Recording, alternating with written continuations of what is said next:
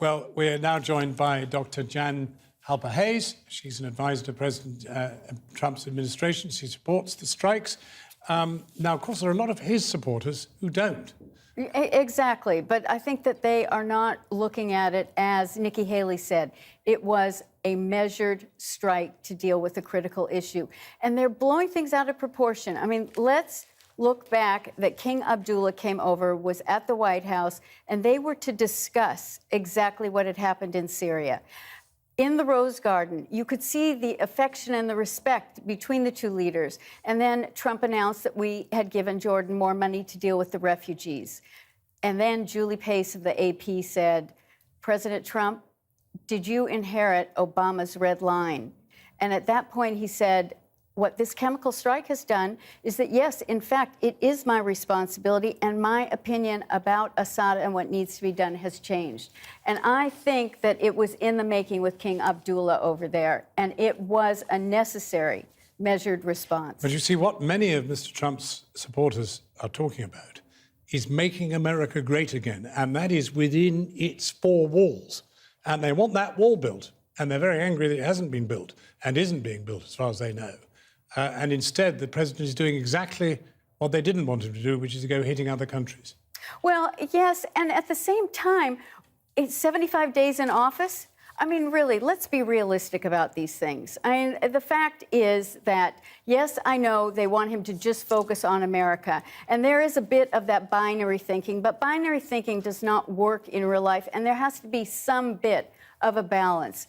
And the wall needs to be approved in the budget, and the budget hasn't come up yet. You know, let's give things measured days to happen. Because the one thing, you can call Trump a liar, you can say he's full of hyperbole, but don't ever call him a hypocrite, because he is a man that does stand by what he says he's going to do. Well, let me pause you there. Let me go now to Los Angeles, where we're joined by Ann Coulter. In Trump we trust, you wrote in your book. Do you still? It's in Trumpism we trust. Well, hang on a minute. What's the difference?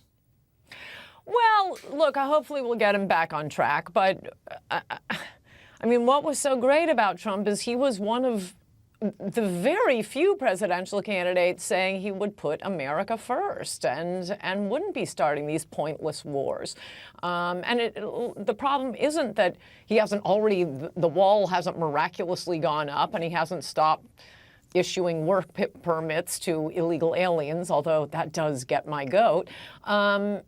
Of course it's going to take time, and especially with an all-new, not only an all-new president, a new party, and someone who isn't in politics at all. Yeah, it's going to take a while to fill up the administration. But you've been a bit of an escapist in answering my question. You said in Trumpism we trust, but it's quite clear from your answer that you do not trust him. He's let you down. Oh, he's totally let me down on the Syria thing. I'm hoping we get him back on track. He's the best we've had in my lifetime, and I just want him to be the same as he was for, the 18 months he was running for president. I mean, he said over and over again, I am not running to be president of the world. I'm running to be president of America. But with the greatest respect, he's only been president for just over 3 months, and he's already let you down.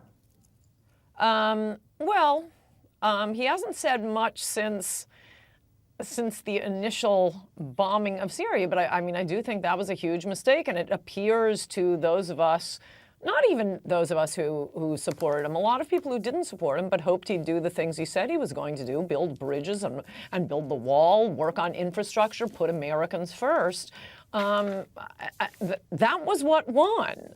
It's not like the country looked around and said, I know, let's put this brash billionaire reality TV star in the White House. No, he was the one guy saying the things that we were dying to hear. If we wanted a president who was going to be getting us involved in another Middle Eastern war, there were plenty of other candidates to vote for. Well, but the difficulty now is we're talking about a president in power.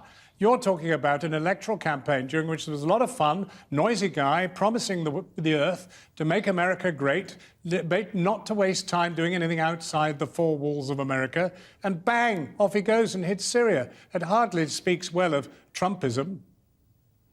No, Trumpism is still strong. I think our emperor god Trump has been led astray. And I don't know if you've seen these guys, but oh my gosh, these generals around him and the Secretary of State, they're like, the Dr. Strangelove generals. If you could get them to shut up, I think we could move past this one little error in judgment. Well, hang on a moment. You're just telling me that the American establishment have grabbed hold of this guy and wrecked him.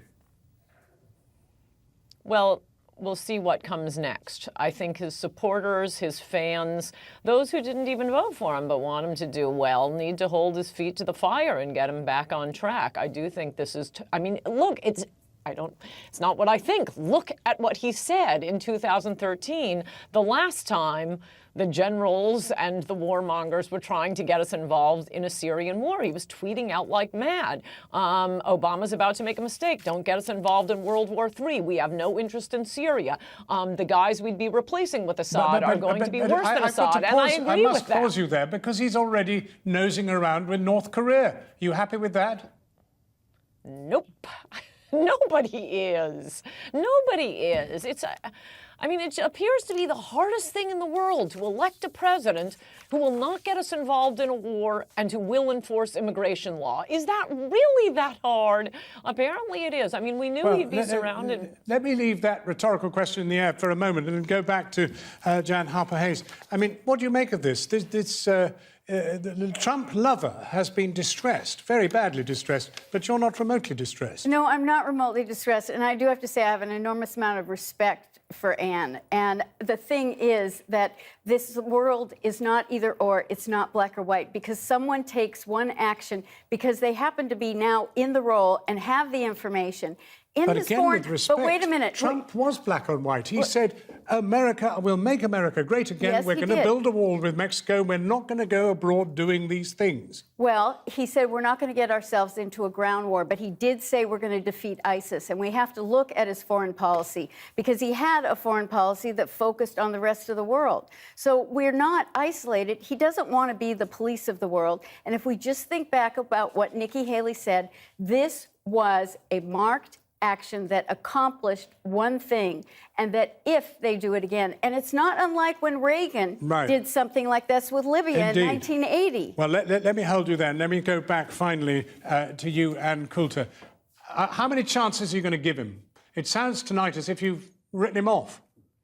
Oh, not at all. Not at all. No, it's not like he didn't have stumbles on the campaign trail, and his supporters and fans would hold his feet to the fire, and he'd always get back on track. And I'm hoping that will happen again. I do have to say, this bombing was not against ISIS. It was on behalf of ISIS. That's part of what's so completely insane about it. And maybe that will be it. Okay. Well, but this is the first time. Sadly, that's it with us because we've kind of run out of time. But I'm very grateful to you for turning out. And I can see the flames licking at his feet. We'll see what happens when he gets them held to the fire. Thank you very much, Ann Coulter and Jan Harper-Hayes. Thank you very much indeed.